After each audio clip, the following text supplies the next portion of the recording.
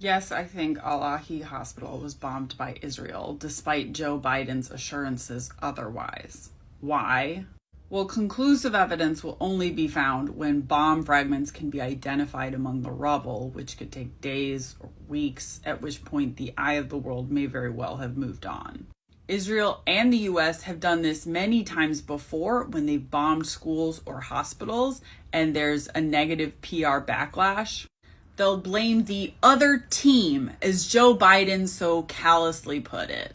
Then when they're called out on that bullshit, they'll say, oh, well, we were firing at terrorists that were hiding within the school or hospital using the people there as a human shield. By the time the UN investigates weeks later and discovers no evidence of such military activity, the US or Israel will shrug, and the eye of the world has moved on. Now, while we don't have conclusive evidence of who did the bombing, there's a lot of circumstantial evidence that's pretty fucking damning.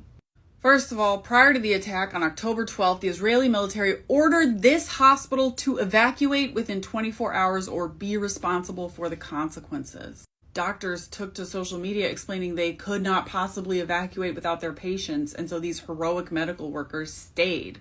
Thousands of Gazans who have been told to evacuate their city but can't get to the south because everything is chaos and everywhere is being bombed took shelter in this hospital, believing it would be safe because international law forbids the bombing of hospitals. But that same day, the Israeli military hit the hospital with rocket fire, and they admitted to it.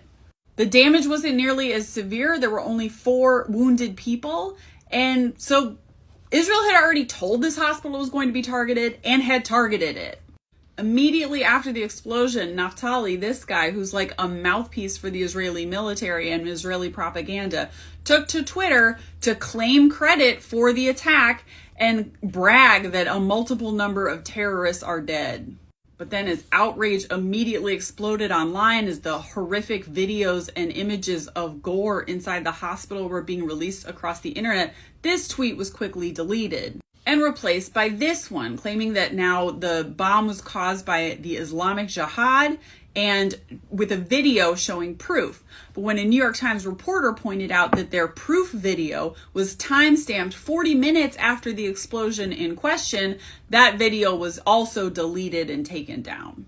Also, shortly after the explosion, BBC correspondent John Donnison, who reports from the ground in Gaza, said the rockets fired out of Gaza simply do not have the size and strength to create the kind of devastation that happened at the hospital. He said, quote, "We have never seen anything on the scale of this explosion that shook the hospital coming from the Palestinian side." Now, of course, he's being harshly criticized and his job may be in danger because he gave his honest opinion as a journalist, which contradicts imperialist propaganda. Finally, folks, just look at the bigger picture. A few days ago, Israel revealed they have dropped 6,000 bombs on Gaza in 6 days. For comparison, at the height of the war in Afghanistan, the U.S. dropped 7,423 bombs on Afghanistan, a country that is 1,787 times larger than Gaza, in a year. The hell we rained down on Afghanistan in 1 year has been dropped on one of the world's most densely populated areas in a week. And before this hospital attack, those bombs had already killed 3,000 people in Gaza. Where are Joe Biden's crocodile tears for them? He did this. He said as soon as this happened that Israel had his unconditional support. Unconditional means no conditions, means go ahead and bomb a hospital. What the hell did he think was going to happen? Now he's clutching his pearls because it's undeniably horrifying what happened. And he's saying, oh, it's such an outrage. But he did this. Of course, Israel bombed a hospital. Israel is bombing fucking everything. They're trying to exterminate the Palestinian people. And so they're bombing the hell out of Gaza where their own hostages have been taken. It's very likely that some of those Israeli hostages that are the premise for all of this have been killed by Israeli bombs already. And Netanyahu and many of his far-right racist cabinet members do not give a fuck because they have been waiting for an excuse to do this. Why else would Netanyahu allow Qatar to constantly send money to Hamas, which he repeatedly calls a terrorist organization? Why else did they ignore warnings from Egypt that there was going to be an attack 3 days before it happened? I contend it's because every Zionist, deep down under layers and layers of cognitive dissonance, understands somewhere in there that the founding of Israel was a moral horror. That their state and the way they've been treating Palestinians for 75 years is indefensible. And look, I'll be the first to tell you that the same is true of the United States. But in Israel, that moral horror of its founding occurred within the lifetime of living people. And there are millions of pieces of evidence everywhere, videos and color photographs and keys to people's homes and living Palestinians who witnessed the horror of the Nakba and those people's children and their children's children.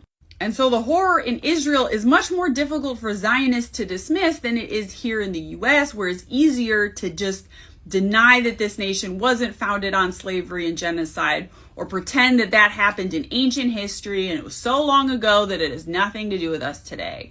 In Israel, the reminders in the faces of the Palestinian people are much more ever-present and immediate and intolerable. They have not succeeded in making indigenous Palestinians as invisible to the Israeli people as the US was able to make, most native people invisible to the general American populace. And so for Zionist Israelis, one solution to this cognitive dissonance that's eating away at them is to confront the truth, unlearn the propaganda they've been swallowing since birth, and work towards Palestinian liberation.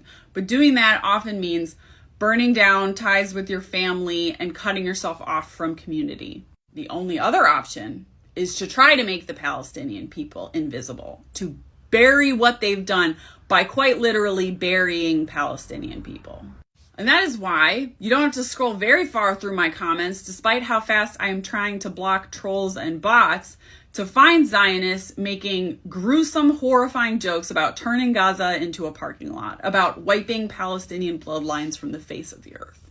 And I know no Zionists are actually watching my videos before they spam react, but if they did, I would tell them that even if they killed every single one of the 2 million Palestinians living in Gaza and the 3 million Palestinians living in the West Bank and even the 7 million Palestinians living in the diaspora throughout the world, their sins will not be expunged or buried.